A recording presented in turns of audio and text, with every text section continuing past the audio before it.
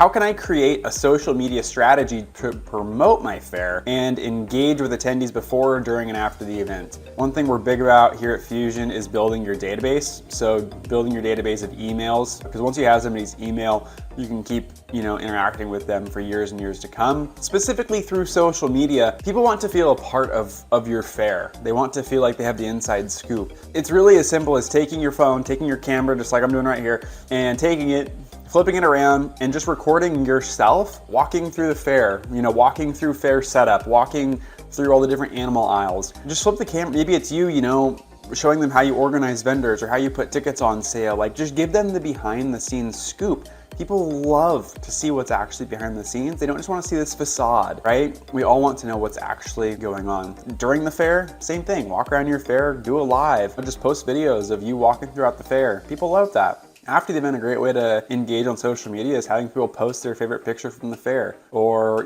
take a poll of their favorite thing that they did while at the fair. I mean, we overthink social media and how to engage. Just flip the camera around and just be real. That's all you gotta do. Just be real.